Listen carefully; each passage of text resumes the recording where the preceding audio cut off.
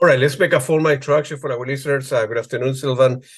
My name is Claudia. I'm calling you from Washington, D.C., from the studio Fairfax City. We're very grateful that Silvan Joray accepted our invitation to our show. Silvan, welcome to the show, man. Thank you, man. Thank you, Claudia. I'm happy to be here. Sure, no problem. Thank you. Let's go back to the beginning of your life. Were you born like in a musical family? I mean, were your parents put you in like a piano lesson or guitar lesson when you were a little kid?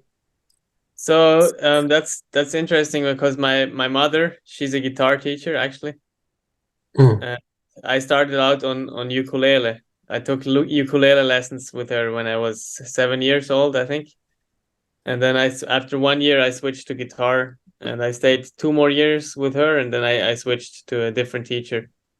And my brother, he is 3 years younger than me, and he also started on ukulele and guitar with my mother.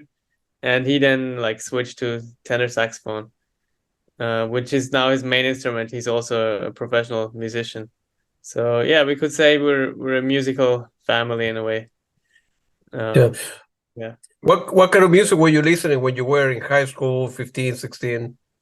Jazz primarily or classical, guitar? I was listening to some jazz. I would say actually the first jazz that I was listening to was Hiromi. I don't know if you know her. She's a Japanese piano player, Hiromi Uehara. Yeah.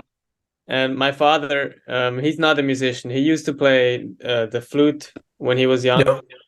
Yeah. But he always has been into jazz. So sometimes he took me and my brother to Marion's Jazz Room in Bern, which is one of the jazz clubs where like international and mostly American musicians come to play. And there I've heard Hiromi for the first time, and I was crazy about her CD. I just only know this. I only knew this one CD, and I was listening to it a lot. And I thought that's what jazz is, you know. And I didn't really dig any further, so I was just listening to that record a lot. But other than that, I wasn't listening to jazz yet. So I was more into Linkin Park, Eminem, stuff like that, actually. Yeah. Good for you. You knew about... Yeah, I'm sorry, go ahead. Yeah, and then I got into jazz later on. I mean, I kept going to Marion's Jazz Room with my dad sometimes. And I remember once we heard Roy Haynes, who is obviously like a legendary jazz drummer, but I wasn't aware of that at the time. I wasn't aware of that because I was like 12 years old or something. And back then I was still playing drums too. I actually started, when I started taking guitar lessons, I started taking drum lessons at the same time. And later I dropped it, fortunately, because I had to focus on one thing. Yeah. Good for you, man. You knew who Pat Metheny was at the time, or when you came across his name? No. Yeah, I don't think I knew him. It's funny that also in this time when I was young, we saw Julian Lage also at Marion's Jazz Room. I remember that. I mean, I barely remember it, but I still remember that we saw him. And I mean, he's not even 10 years older than me, I think. So I think at the time he was like, I don't know, not even 20 years old. Yeah, good for you. When I was telling you before we started talking, when I saw your name, it reminded me of David Sylvian for your first name, and then Pat Metheny for the way you play guitar, man, which is very good. So you were going at the beginning before you switched to jazz. You went to school to play, classical music, right? You that was your path before you went into jazz. Is that correct? Yeah. Exactly. Yeah, I was playing classical guitar for 8 or 9 years. Well, I started with my mother, and then I changed teacher. But in my mind, I was always clear that I would be a classical guitarist. That's what I wanted to study at conservatory. But in high school, we got into a band workshop, and actually I was playing drums there first, and I had fun. I mean, it was cool, but then one semester the timetable changed and I couldn't do it anymore. And when I rejoined the next semester, like the semester after, they already had found another drummer, because obviously it can't take place without a drummer. So Absolutely. I was like, oh well, okay, let me try this electric guitar thing. And chords and stuff like that have always been scary, because I was only like reading the music from the sheet and trying to learn the pieces by heart. So I was always intimidated by jazz and improvising and playing chords. So, but yeah, I mean, I kind of had to, because my friends were playing in that band and I wanted to be in that band, so I had no choice. And yeah, it was the best thing that has ever happened to me, I guess. Good for you. So you finished, you started at playing, the classical path, if you will, then you switched to jazz, and then were you able to, I don't know, you would have been, 20, 22, were you able to play in some clubs and make a little bit of money during the weekend? Like, quite sure, for example, I don't know how far you live from, at the time you live from Zurich, but in Zurich, there are many, many jazz places, right? Like New York City, where you live right now. Like every 3 corners, you will find a small coffee shop, a small place of, that you can, start playing a little bit, start showing your stuff and learning how is it to play live music, which is very difficult for us, for school or orchestra, right? So at the beginning. Right. Yeah, that's true. I'm not sure. I'm like I live pretty far from Zurich. Yeah. And so when I was in high school, yeah, there was no, I wasn't on the level to do that. Yeah. So I mean, we were just playing concerts with this band workshop. But then once I finished, I went to Bern to do the pre-college studies, and I think during that time is where I really made a lot of progress, and these studies, this 1 year program also laid the foundation for basically everything that I can do now, because it was a lot about ear training. And I did a lot of ear training during that year, at least an hour a day, usually more. And I think this really laid the foundation for how I hear music today and how I play also. And during that time, obviously, also on the instrument, I made a lot of progress. So I was able to do some first gigs, also with a older trumpet player in Bern, who I was really happy about when he called me to do some gigs in a bar. His name is Martin Dahanukar. And at the time I was like, yeah, really excited, like, whoa, okay, so like an older musician is calling me to do a gig. That was a really great feeling. Of course. And yeah, that was actually, I think that maybe was like, I mean, not one of the first experiences, but yeah, I've been playing some other concerts with peers before. But this was definitely the first time where I felt like, oh, someone called me for a gig. Sure. Other than just my peers. But yeah, then like, yeah, during the pre-college, that's where it started, for me to play more gigs around, and mostly in Bern and in Solothurn a little bit, my hometown. There's very little jazz in Solothurn. I mean, basically none, unfortunately. Very little live music in general. Yeah. And then after the pre-college, I moved to Basel to go to the Jazzcampus Bachelor Studies. And during this time, I started playing more and more, also like private events and everything. So I was able to make some money with that. Yeah. And you knew back then that, I suppose, that music was your thing, right? That you want to stay in music and follow a career and make a living as a musician, right? So for sure, yeah, that was already the goal when I finished. Or no, when I started the pre-college studies. yeah. I already knew that this was my thing, because as soon as I started playing in this workshop band, it was so much fun for me, like so much more fun than sitting alone in the room and playing my classical pieces. So I basically immediately knew that, okay, this is the direction I want to go to. And then eventually you put together the album called Cluster. Mm-hmm. And how how you went about it. I mean, you began at the time when you were in Basel, attending the college for 1 year. Well, you writing piece already. You were thinking about, well, I can listen to that person, that person, that person, but eventually I want to start writing my own, and you start, I suppose, composing music, save it in a computer or on a cassette tape or whatever, and then eventually led you to record it. Feel free to tell me, what was the process for writing at the beginning when you were 18, 20, 22, and then going to a studio and then formally, record an album at a professional level. Yeah, that was definitely a big step, but yeah, maybe I'll start at the beginning. So yeah, in pre-college, I was mostly like listening to Wes Montgomery, Wow. like older guitarists, and transcribing them and stuff like that. And then when I started studying with Wolfgang Muthspiel, he was the main teacher at Jazzcampus at the time. And already before, like when I did the entrance exam, I checked out all the teachers, and I got really into his music. And it's this at the time he released his first ECM record, I think.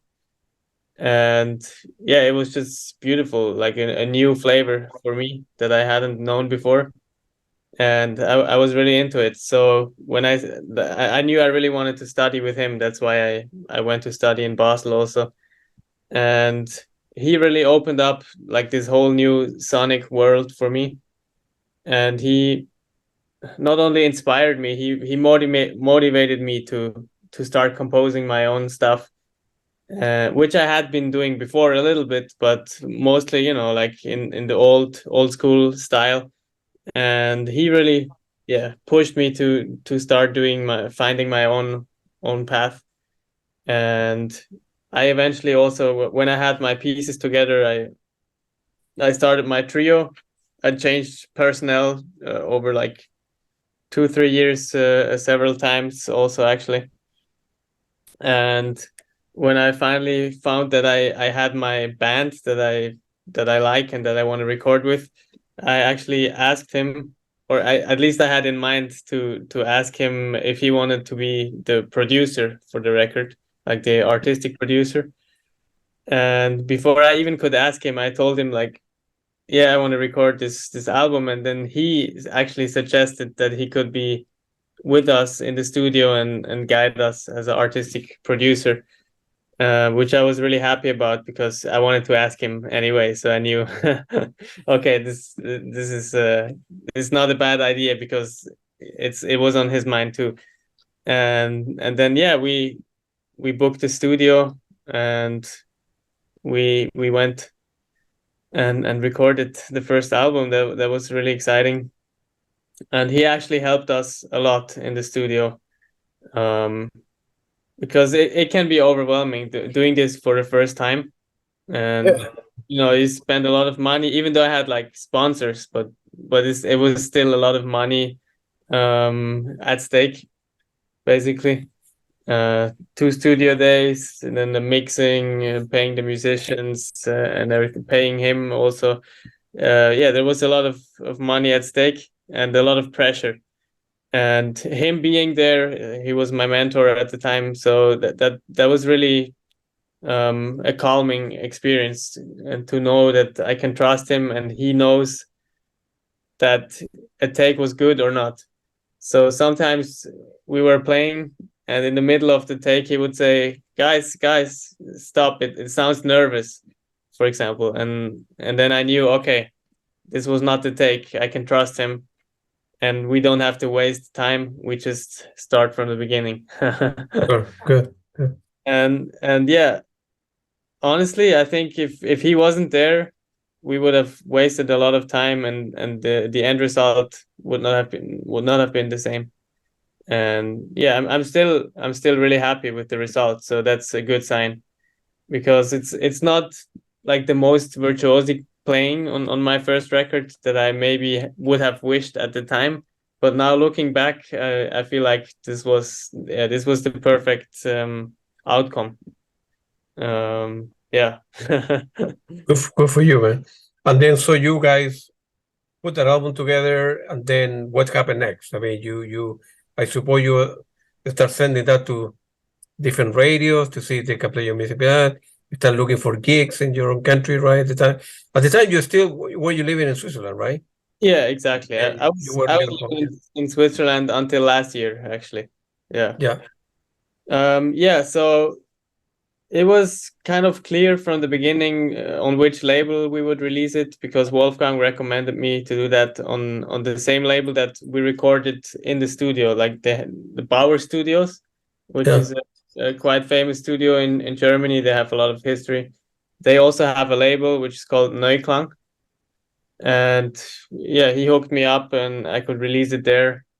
And that was a good label for a first recording. They also did a good job promoting it in Germany or the German speaking area. So Yeah. I got quite a few articles and reviews about the record. So I was really happy about that. And yeah, actually I've already started touring and looking for gigs before that, because we recorded in 2019, and I remember I did my first Germany tour in fall 2018. Yeah. Yeah. So I was already doing that, like writing emails and trying to hustle gigs and keep reminding. And I had my own like little document where I always wrote down when I wrote to whom and when I have to send a reminder. So yeah, I already knew that it's a hard business. I knew what I was getting into, and it honestly didn't get any easier, really. Yeah. Just the gigs that I'm finding now are a little bit better. Yeah. Yep. At the time, so you release the album, you start playing gigs or trying to call different managers or different venues to play, and then COVID hit. Mhm. So hey, the world is going crazy. People are not going to tour. People are staying home. You couldn't play your music, right? Yeah, It was very was, difficult. So yeah, that was a very how you manage? How you manage during the time? So I had my release tour planned because the record came out in end of January 2020. So Yep. right before the pandemic. And I had my release tour planned for March, April in 2020. And obviously everything got canceled. And then I made an effort to try and find alternative dates with all the clubs and to still have the tour, because Germany is quite big, so we have to go by car, and it doesn't make sense to do one gig in Hamburg on a Monday and then don't have 5 days no gigs, and then the next one in Munich. It's too far away, and like we can't go home in between, so it has to be a tour. Exactly. So Right. it was really difficult to find dates with all the clubs that still fit as a tour. So I managed to do that for the year after, spring 21, and then it got canceled again eventually. So it was really frustrating. It was really frustrating. Luckily, at the time, I was already teaching a little bit at a music school in Switzerland.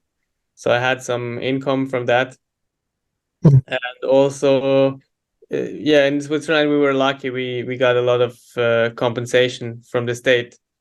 So basically, all the gigs that were canceled, we could register it, and they would give us, at least to some extent, the money that we would have earned on the gigs. So that was really helpful. Yeah.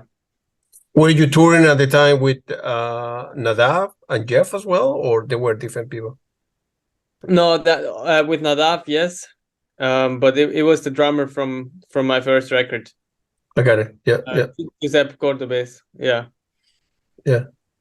So you were, and then you were teaching for a while. Of course, you had more time, and then I assume that you at the time start, writing pieces for your latest album called Updraft, right? Which is very, very good, man. It's very, very good.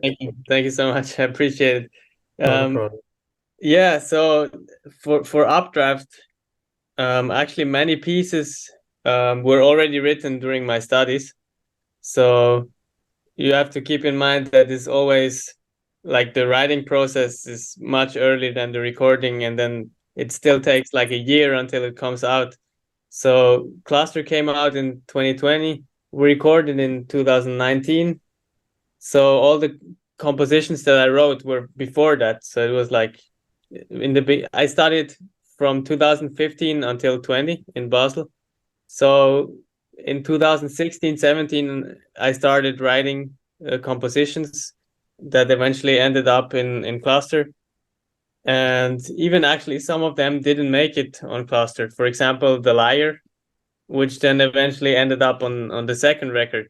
So Correct. actually I still had a lot of pieces from my first, like from the first period that I hadn't recorded, and that I eventually were part of the second album. But there were a few new pieces too, like Something Ahead and the Updraft itself.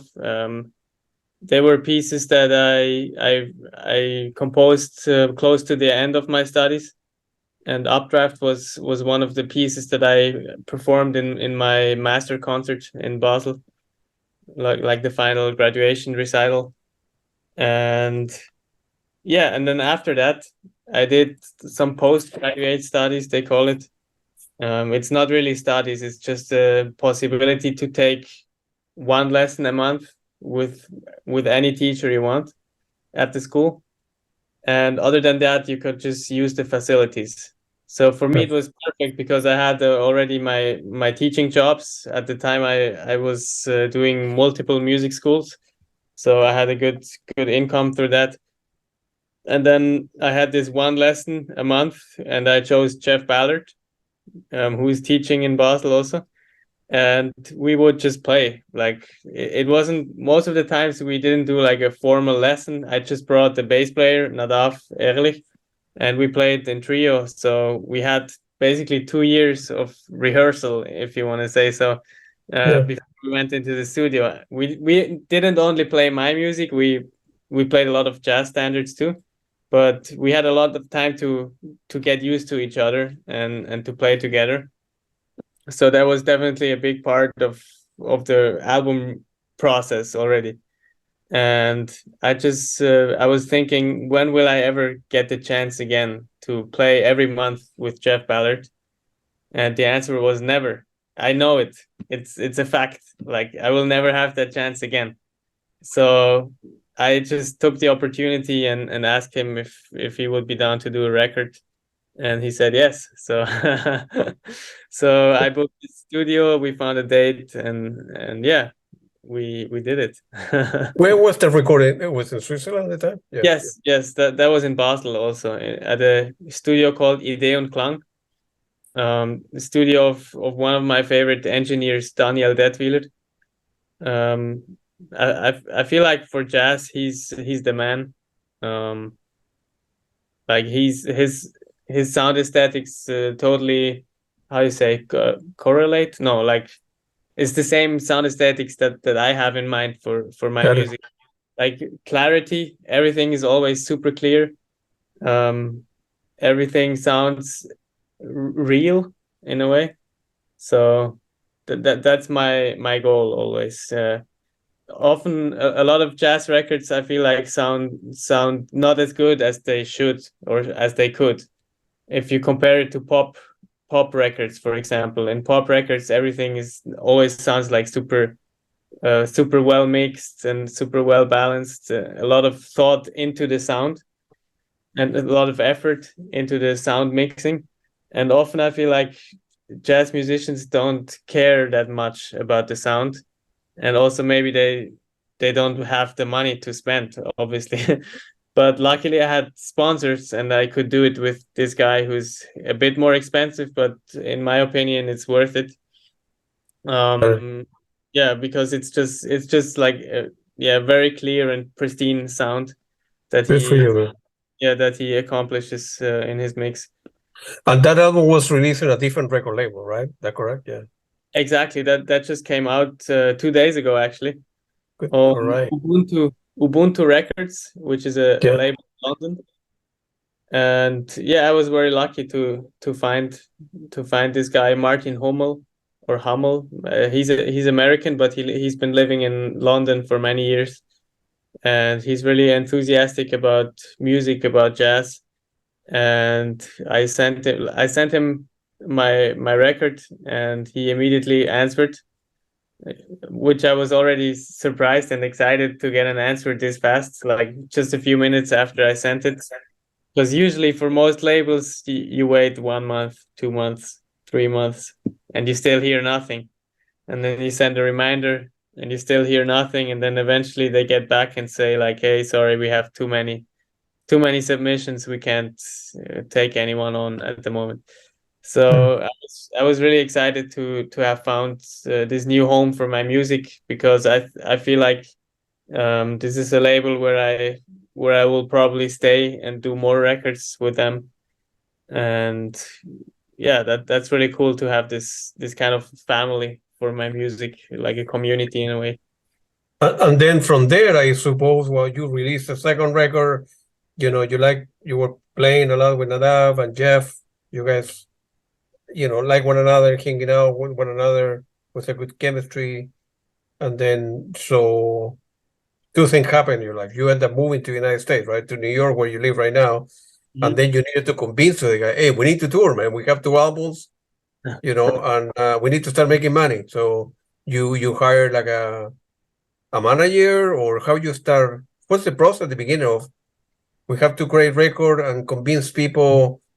You are not going to call different people in different countries. You need to have like a manager who call them, right, and arrange gig in your behalf, right? That's the way it works, or? Not really. I feel like I'm still not at a state in the career where a manager would take interest in me, actually. Yeah. Because usually they want to see that the career is already going and that someone is able to find a lot of gigs on their own before they take. So I'm still my own manager. Yeah. So for this upcoming tour that I have now, it's gonna be, well, this Wednesday is the first concert, the release concert in New York. Reese Brewing in Gowanus, and this Wednesday, November 8th at 8:30. If anyone's watching who lives in New York, I'll take my chances here. So that's the release party. And then after that, in the end of November, I will fly to Europe and we'll play a bunch of gigs in Spain. Yeah. Those have been arranged by my friend Johnny Gagliardi, who's a great saxophone player.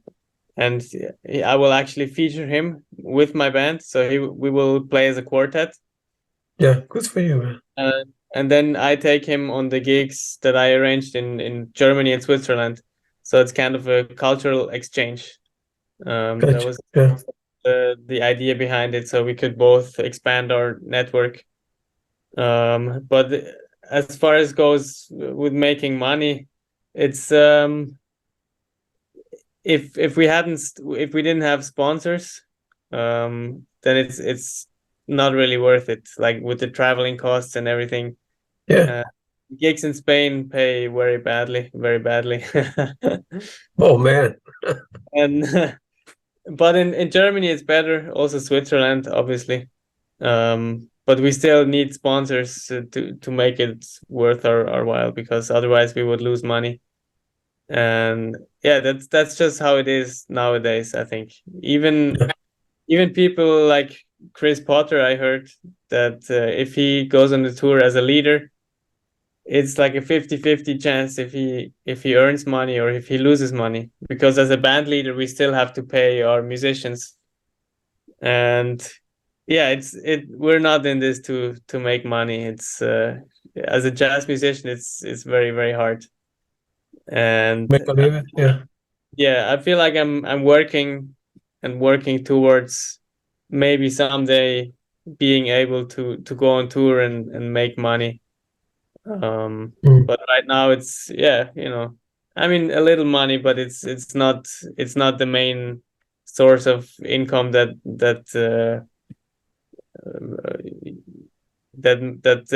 puts the bread on your table. Are you teaching as well in New York, or? I'm starting to have some private students. Yeah. for now, I've been still living off my savings that I had from teaching a lot in Switzerland and playing a lot of gigs there. Yeah. So for now, I was just trying to get into the scene and put my effort and all my time into that, like Yeah. going out, meeting people, networking. Yeah. But it hurts seeing my bank account and my savings going down. Yeah, I need to figure out ways to make more money. Yeah. I can at least have a constant Flow of money, right? So, yeah. and I understand that you were in Chile recently, playing a couple gigs. You only play in Chile, or you play in the other cities in South America? No, it was only Chile, only in Santiago. Yeah. Yeah. But also, I mean, the prices of the flights to get down there. It's Oh yeah. a Yeah. 10-hour flight, $1,000 at least usually. So, Yeah. and the gig paid like $60. Yeah. So yeah, I just went because I wanted to see the country. Good for you, man. And then of course visit my friend that I had there, and also of course combine it with music and trying to play in that city and in one of the like oldest clubs, I think, or maybe the oldest, Thelonious Jazz Club.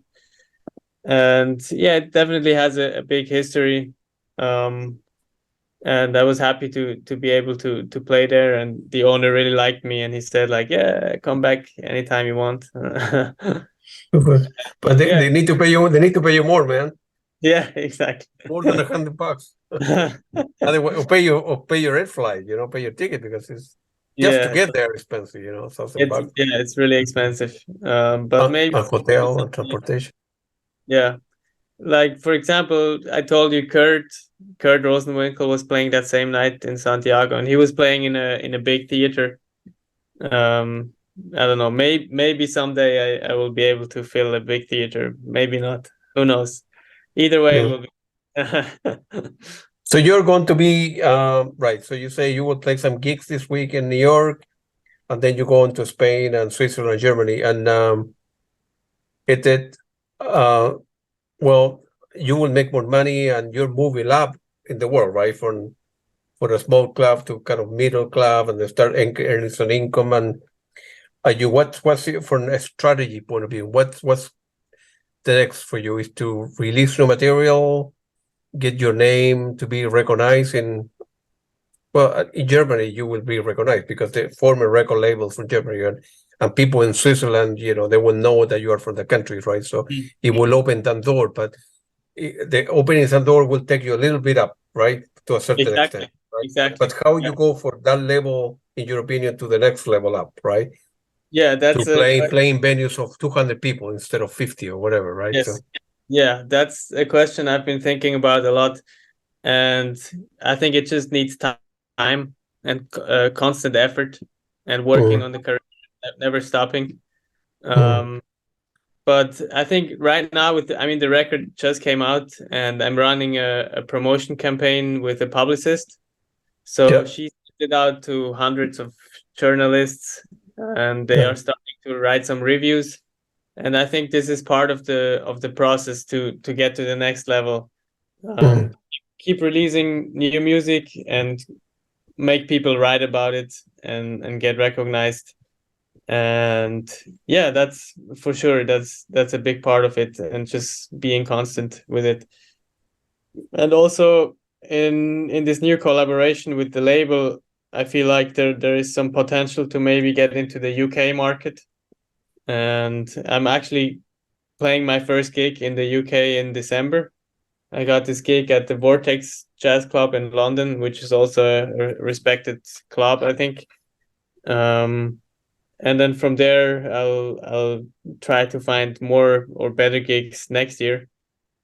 And I'm also waiting on Jeff to give me some possible dates for next year. So hopefully we can play some gigs in the actual band setting of the record with him and Nadav. Because so far this tour that I'm doing now is gonna be with a different drummer, because Jeff, he's a big name, so he's very busy. Yeah. he doesn't have a lot of time. So I'm gonna try to find some dates for next year, and hopefully we can play better shows also thanks to him, because he will draw some more people in the Yeah. audience. Yeah, Hey, maybe one day you will be opening for Pat Metheny, you know? maybe. You know, Jeff used to play with Pat and another name, so he should, you know, make a phone call to the guy and to the man, and then try to open some gigs for you, man. But your music is pretty good, man. It's pretty good. I know it's very difficult for a musician to make it. You know, it's um, but I think you need to keep on playing. Like Pat Metheny would just say at the beginning when you know, he was living, he bought a van and he traveled all over the country. Like he put like 100,000 miles in a year in a brand new car because he want to play every night, different city. You know, Yeah, we play exactly. Monday, Tuesday, Wednesday, or don't worry about the money yet, right? You know, just play, record, and eventually, you know, good things will happen. And of course, he's a you know, very well now, well respected and very recognized person, right? Yeah, but I think you have very good quality. I mean, your music is good. You know, Thank you you. need to release another album and play as many gigs, right? If Yeah, easy for me to say, but if you go to London, right, visit other jazz club. You know, I will, you know, Google the best jazz club in London and then send it an email ahead of time. Each one of them. I'm going to be in London from this week. Hey, I would love to, you know, play in your venue, and then the next venue the next day, and the next venue the day, and sure. Yeah. It's just that's the yeah, only way to make it, I suppose, right? So, right. Yeah. It's just always the struggle with those tours is that a lot of clubs, they organize stuff like way in advance, right. and the problem is that not all the clubs have have the same time span of when they start organizing. So for the Vortex Jazz Club, for example, that I got now, I was able to get this gig like 2-3 months ago, so like 5 months in advance maybe. But then other clubs in London, they would plan longer in advance, or it wasn't possible to reach them. So yeah, it's always a struggle getting this stuff together. But I'll just keep pushing, and yeah, I have to be disciplined and not take it personally if they don't answer, because most of the time those people don't answer, and you have to write again, and then at some point you catch them at the right moment where they're actually looking to book someone. And yeah, it's just about a lot about persistence, and also about Oh, yeah. luck of reaching someone in the right moment. Yeah. Man, let me know if I can do anything here. Silvan, there are many venues here in the I live in Northern Virginia. It's about 20 minutes from DC and about 30 minutes from Maryland. There are many venues here. Mm-hmm. And I can give you the name and the manager for all of them because I go to, you know, I go to, I don't know, within 50 and 60 gigs a year. I go, every band, you know, the big name, the small name, and everything in the middle come this way. So I'm Yeah. able to see a lot of, you know, very famous people here. Wow. Not in jazz, but in rock and popular Mm-hmm. rock, classical music. So I can give you the names of a lot of jazz, you know, club owners that you can write them, send email. You need to send a copy of your music or a link to your video that you have on YouTube, and be persistent, man. Persistent. Yeah. Send 20 mails one day, 20 mail the day after, 20 mail, and follow up with people. And when you're in London, when you go to Vortex, right, I will take a look at print out of every jazz club in the London area, and not just send an email, just go there. Okay, one down the street. Hey, knock at the door. Hey, I'm such and such. I'm going to be playing the Vortex. You know, I would love to play in your club. It's well known, blah, blah, right? And then go to the next one, and Yeah. no, that's the way you're gonna do it. Be persistent, be consistent, and keep on playing good music. And hopefully, Jeff names will open a lot of doors. We'll try to convince the guy. I need to be, you know, he want to make money too, right? So it need to be played better gigs, right? So Yeah. It's the bigger name that you have with you will open more doors and, increase the price, and playing in venues of, 100 people, 200, and little by little, then hopefully you will have enough repertoire and a good collaboration with a tour manager, maybe, that will open some doors, and then the person will call on your behalf and they will charge you a percentage and move up, man. So let me know from my end. I can do a little bit of you. I will put the name of the website on the when I upload the video to YouTube, and the where you're going to be playing in the next 2-3 months. And then if I can do anything for you, I'm happy to help out, man. You're good at you deserve a good opportunity in life. Everybody needs to start somewhere, right? Thank you so much. I appreciate Even it. Pat Metheny started from Exactly. Yeah. place somewhere. So everybody to start somewhere, and if you're good, you serve a good opportunity. And I think your music is very good, man. So thank you. all right, so if you can help me with the DC clubs, that would be amazing, because I will send you links. Yeah, playing in New York, so I'm looking to play more in different areas of the US. Yeah. So in this area there are many clubs, like 30 or 40 gigs, Wow. clubs that you can play. Yeah. Overall, there are like 100 clubs. Mm-hmm. But the big name, right? Where Peter Gabriel will go, Fleetwood Mac, and all the big name. But the jazz club and there are like at least 50 in this area. So they should. I will send you a link with all the names that you should start calling, and then maybe one day we'll have dinner, and I would love that. I would love to see you playing live, man. Cool, thanks, appreciate it. Yeah. Hey, no problem. Have a good evening, Silvan. Good luck in the gig in New York on Wednesday, and good luck in the upcoming tour in Europe, man. Thank you, man. Appreciate it. Take it easy, man. Thank you very much. Appreciate it. Thank you. Thank you so much for having me. Hey, no problem, Silvan.